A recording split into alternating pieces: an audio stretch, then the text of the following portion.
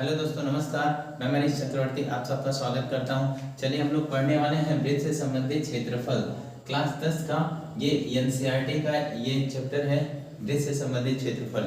इस चैप्टर को लगाने के लिए आपको पहले वृत्त के बारे में कुछ बेसिक नॉलेज होना बहुत ज़्यादा जरूरी है, तभी ये चैप्टर आप हल कर पाएंगे।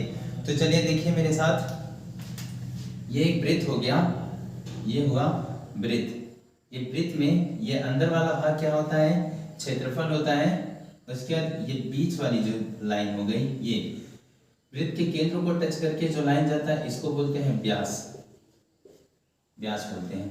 पर इधर वाला जो है यहाँ से लेके यहाँ तक, ये इतना, ये होता है त्रिज्या, और यहाँ से यहाँ तक ये भी त्रिज्या, यानी दो त्रिज्या मिलकर के एक व्यास बनाता है। और ये देखिए ये वृत्त है, ये जो अंदर वाला हिस्सा है इसके, ये अंदर वाला हिस्सा इसको बोलते हैं क्षेत्रफल, और ये बाहर वाली को बोलते हैं परिधि।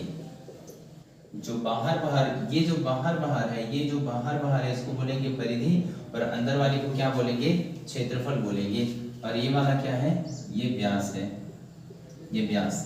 पर आप ध्यान से देखिए, यही व्यास केंद्र से न जाके इस परिधि से उस परिधि को टच करे, ये क्या कहलाएगा?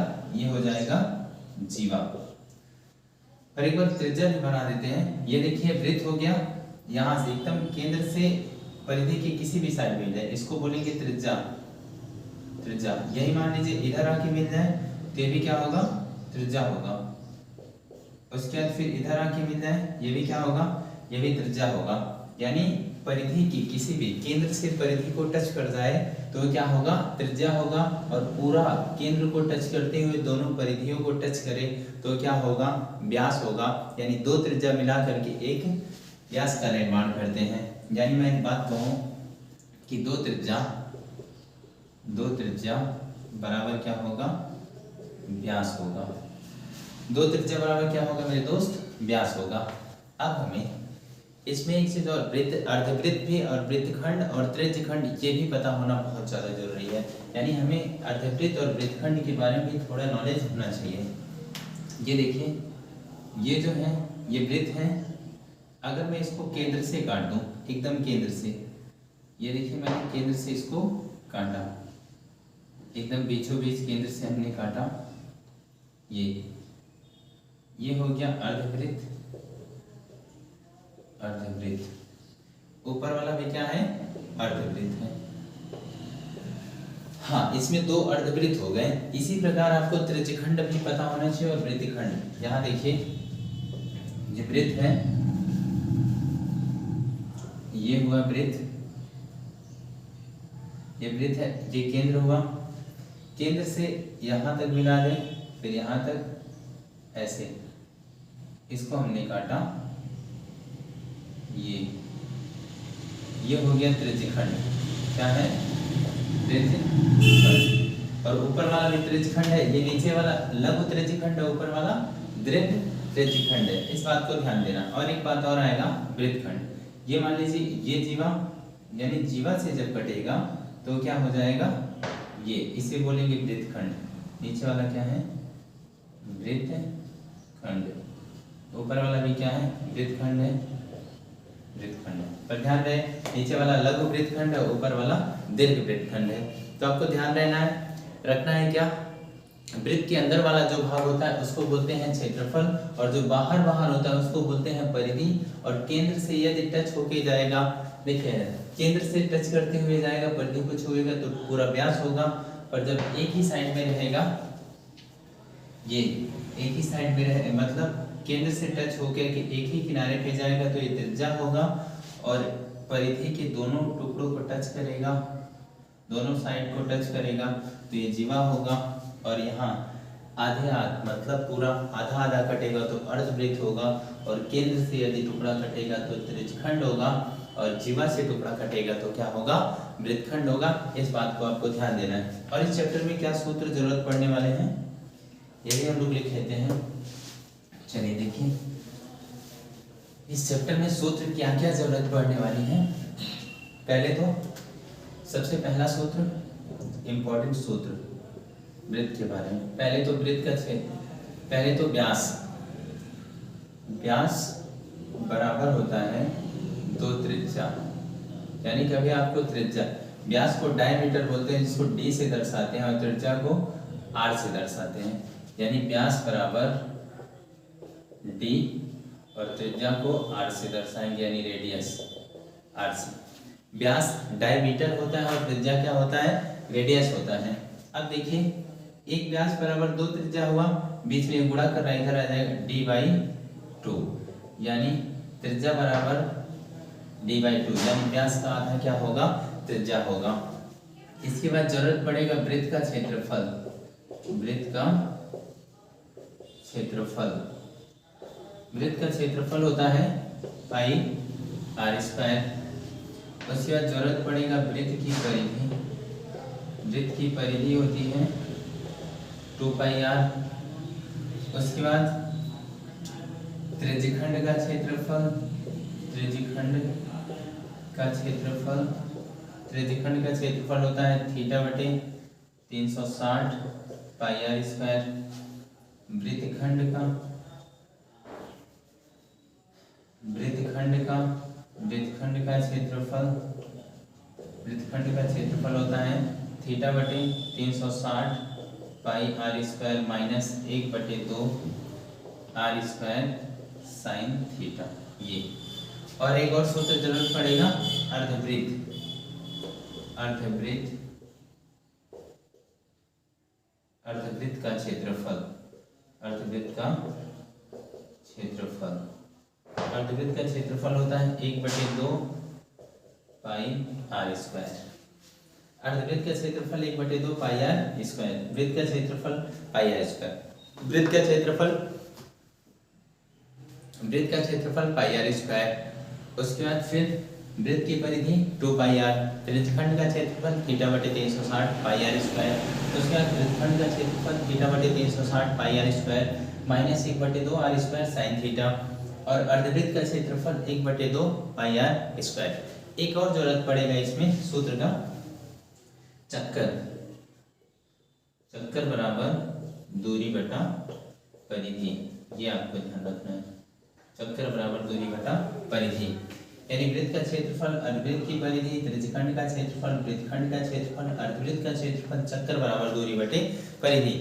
और एक चीज और जरूरत पड़ेगा, यानी खर्चा निकालने के लिए कभी कभी पूछेगा इस वृत्त के अंदर एक वृत्त यह रहेगा, एक वृत्ताकार खेत रहेगा, उसके अंदर फसल लगाने का खर्चा, उसके चारों तरफ घेराबंदी यानी बाड़ लगाने का खर्चा। तो इसका खर्चा निकालने के लिए क्या करना पड़ेगा, एक सूत्र और, खर्चा बराबर भाव गुणे मात्रा, भाव गुणे मात्रा, खर्चा बराबर भाव गुणे मात्रा। इस बात को आपको ध्यान देना है, यानी ये भी ध्यान देना है, खर्चा बराबर भाव गुणे मात्रा। तो इस प्रकार इतने सारे सूत्र लेकर के आप बड़े आसानी से इसको लगा सकते हैं। तो चलिए पहला उदाहरण अपना है, उदाहरण पहला। इस चैप्टर के उदाहरण से शुरू करते हैं। उदाहरण पहला मैं लिखता हूं, देखिएगा। एग्जाम्पल पहला, एग्जाम्पल पहला है एक वृत्ताकार खेत पर, यानी एग्जाम्पल फर्स्ट है, एक वृत्ताकार खेत पर, एक वृत्ताकार खेत पर 24 रुपये प्रति मीटर की दर से, 24 रुपये प्रति मीटर की दर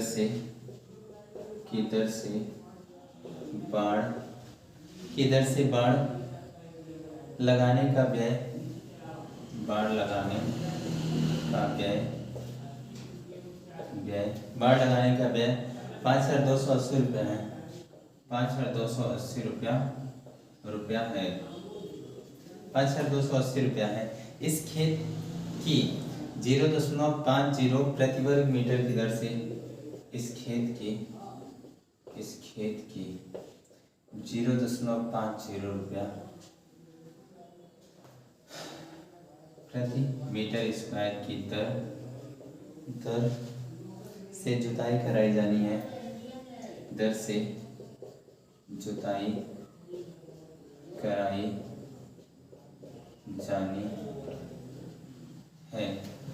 जानी है। खेत की जुताई कराने का व्यय ज्ञात करें। खेत की जुताई कराने का व्यय ज्ञात करें और पाई लेना है, पाई बराबर 22/7। ये चलिए ध्यान से देखिएगा, पाई का मान कितना लेना है, पाई बराबर 22/7। चलिए मेरे दोस्त देखिए ध्यान से, एक वृत्ताकार खेत पर 24 रुपये प्रति मीटर की दर से बाढ़ लगाने का व्यय 5280 रुपया है। 5280 रुपया इस खेत की 0.50 मीटर प्रति स्क्वायर की दर से जुताई कराई जानी है। खेत की जुताई कराने का व्यय, एक वृत्ताकार खेत को 24 रुपया प्रति मीटर की दर से बाढ़ लगाना है। क्या लगाना है, बाढ़ लगाना है, और इसका व्यय यानी इसका खर्चा दे दिया है बाढ़। अब देखिए ये वृत्त है, यहाँ इसका हल करते हैं। देखिए ये क्या है, ये एक वृत्त है, इस पे बाढ़ लगाना है। बाढ़ कहाँ लगेगा, इधर, बाढ़ बाहर लगेगा, ठीक है ना। बाढ़ कहाँ लगेगा, बाढ़ कहाँ लगेगा, किनारे पे लगेगा। तो इस बात को अब ध्यान देना है, जब बाढ़ लगाया जाए तो बात परिधि की होगी, फसल लगाने की बात हो तो बात किसकी होगी, इसके अंदर यानी क्षेत्रफल की बात होगी। तो चलिए एक बार दिया है लिखते हैं, एक वृत्ताकार खेत पर 24 रुपये प्रति मीटर की दर से, यानी आपको दिया है लिखेंगे, दिया है क्या, भाव दिया है, कितना भाव दिया है, 24 रुपया प्रति मीटर की दर से बाढ़ लगाने का खर्चा यानी व्यय 5280 रुपया। यहाँ देखिए 5280 रुपया, यानी खर्चा दिया है 5280 रुपया। और फिर आगे बोला इस खेत की 0.5 रुपया प्रति मीटर की दर से, मीटर की दर से जुताई कराई जानी है। तो खेत की जुताई कराने का व्यय, आखिरी में हमें जुताई करना है, अगले में भाव दिया है, फिर उसके बाद उसका खर्चा हो जाए, खर्चा बराबर भाव बड़ी मात्रा होगा। पर इसमें देखिए ये खर्चा दिया है ना, तो सूत्र लगाइए, खर्चा बराबर जो दिया है वही सूत्र लगाइए, खर्चा बराबर भाव गुणे मात्रा। मात्रा में क्या रखेंगे, मात्रा में हमेशा क्या रखना है, परिधि रखना है। अगर बात बाढ़ लगाने की होगी तो परिधि रखना है, जब जुताई कराने की होगी, फसल लगाने की तो वहाँ क्षेत्रफल रखना है। देखिए खर्चा कितना दिया है, 5280, भाव दिया है 24 रुपया, उसके बाद मात्रा 2πr, वृत्त की परिधि 2πr। अब देखिए 5280 बराबर 24 गुणे 2 गुणे पाई का मान 22/7 गुणे r, इसको हल करिए। अब ये ऊपर जो गुणा कर रहा है उसको इधर भेज देंगे, क्या हो जाएगा भाग, 5280 गुणे 7 ऊपर गया, बटे में क्या क्या आ गया, 24 गुणे 2 गुणे 22 बराबर, काटिए 11 से, देखिए 11 से 22 के 22, 22 दूनी 44, पीछे कितना आया 8, 22 चौक 88, इधर 0, 24 एकम 24, ये 10 बार में कटा, फिर ये कटा कितना बार में 5, 7 बचे 35 मीटर, 35 मीटर, ये आया त्रिज्या। अब हमें क्या ज्ञात करना है, अब जुताई कराई जानी है तो खेत की जुताई का क्या खर्चा ज्ञात करना है। तो वही खर्चा बराबर भाव गुणे मात्रा, खर्चा बराबर भाव गुणे मात्रा, ये लिखना है, खर्चा बराबर भाव गुणे मात्रा। हमें खर्चा निकालना है तो खर्चा बराबर भाव कितना है, अब भाव है 50 पैसा, मतलब 1/2, 1/2, मात्रा यानी क्षेत्रफल पाई r स्क्वायर, खर्चा भाव 1/2, पाई का मान 22/7 और त्रिज्या में 35 गुणे 35, 2 से कटा के बाद में 11, 7 से 7 बचे 35, खर्चा हो जाएगा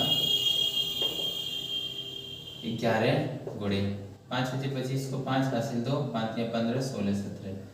अब मैंने पीछे सिखाया हुआ था 11 का गुणा कैसे करें, एक बार 5, 7 5 12 को 2 हासिल 1, 7 1 8 1 9 हासिल नहीं आया, ये 1925 रुपया, ये इसका आंसर। यानी इस सवाल में पहले आपको क्या करना था, पहले आपको जो खर्चा दिया था बाढ़ लगाने का, उसकी मदद से आपको त्रिज्या ज्ञात करना था, फिर उसके आगे त्रिज्या ज्ञात होने के बाद फिर खर्चा वाला सूत्र लगा करके आराम से मात्रा की जगह क्षेत्रफल, वृत्त का क्षेत्रफल, भाव की जगह पे भाव रख करके इसका खर्चा निकालना है। तो ये था एग्जाम्पल नंबर पहला। इसी तरह अब आगे प्रश्नावली दिया है, प्रश्नावली 12.1 जिस तरह क्रम से चलता रहेगा इसी तरह आगे हम प्रश्नावली फिर उदाहरण जिस तरह क्रम से दिया उसी तरह एकदम क्रम से लिखेंगे। चलिए प्रश्नावली 12.1 का पहला क्वेश्चन देखते हैं। ये हो गया, देख लीजिए एक नजर।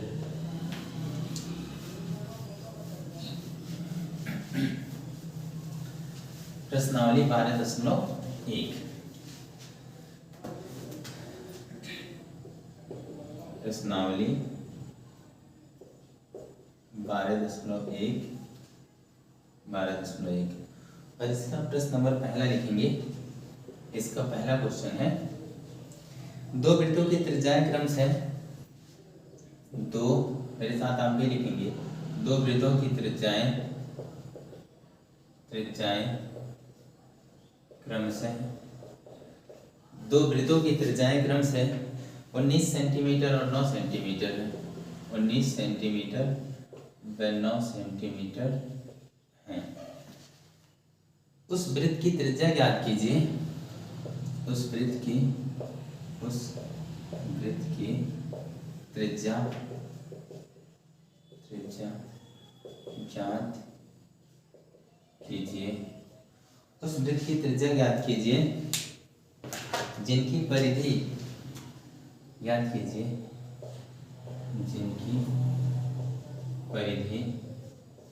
जिनकी परिधि इन दोनों वृत्तों की परिधियों के योग के बराबर है। इन दोनों वृत्तों के परिधियों के योग के बराबर है। ठीक है, याद कीजिए यहाँ क्वेश्चन में।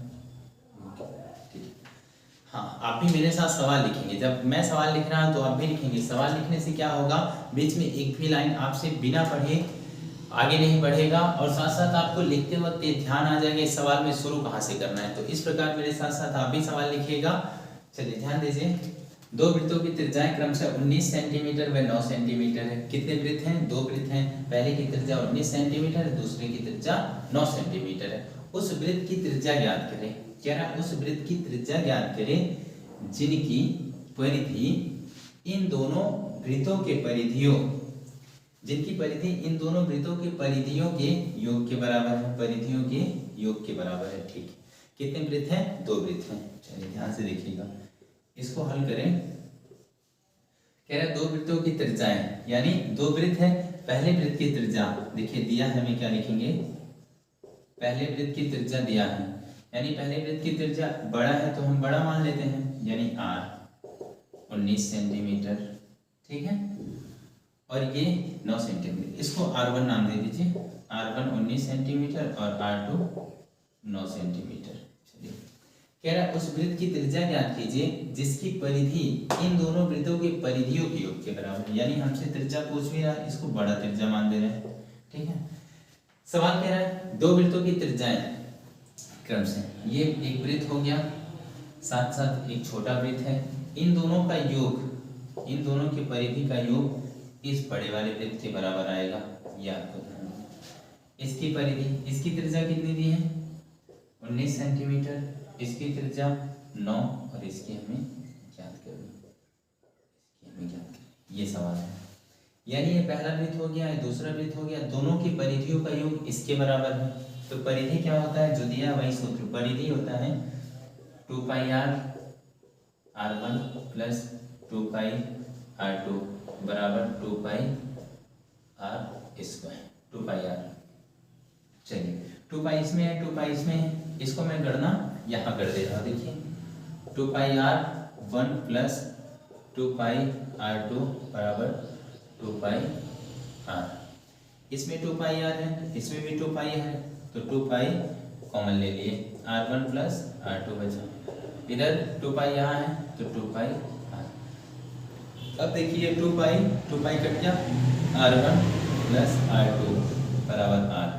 r1 कितना दिया है? 19 दिया है। r2 कितना दिया है? 9। 19 प्लस 9 बराबर 19 9 हो जाए कितना? 28 सेंटीमीटर। यानी इसकी त्रिज्या कितनी आ गई मेरे दोस्त? 28 सेंटीमीटर आ गई। ये सवाल था।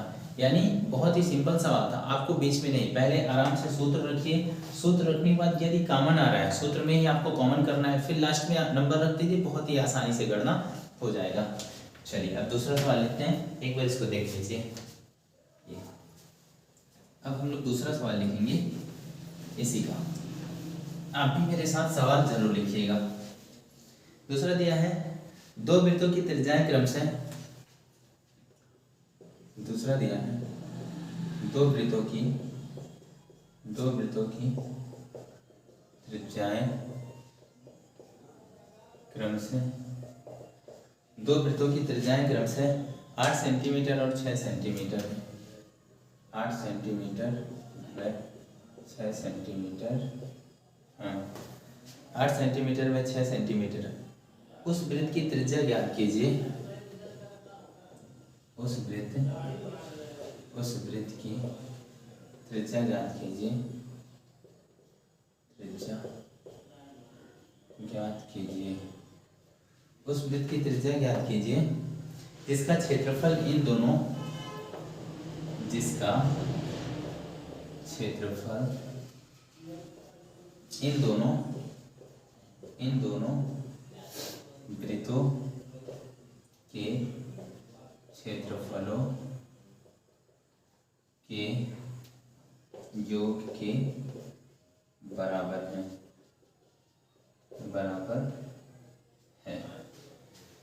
इसमें क्या पूछ रहा है, दो वृत्तों की त्रिज्याएं क्रमशः 8 सेंटीमीटर व 6 सेंटीमीटर, उस वृत्त की त्रिज्या ज्ञात कीजिए जिसका क्षेत्रफल इन दोनों वृत्तों के क्षेत्रफलों के योग के बराबर की बात ध्यान से देखिए।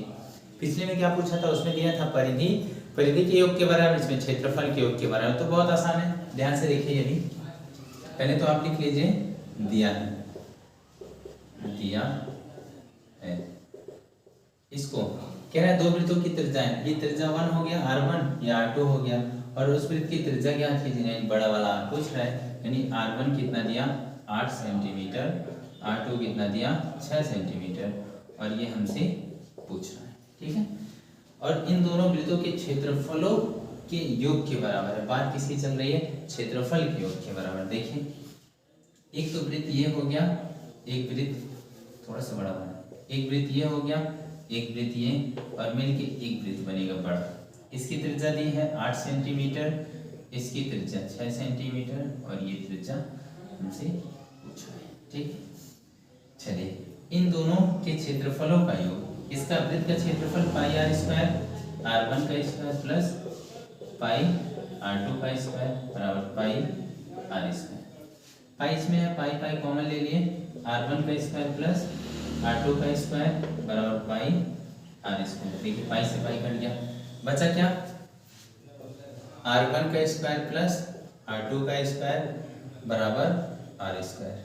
R1 कितना दिया है 8 का स्क्वायर प्लस 6 का स्क्वायर फिर r स्क्वायर, 8 × 64, 6 × 36 r स्क्वायर, 64 36 हो जाएगा 100 r स्क्वायर।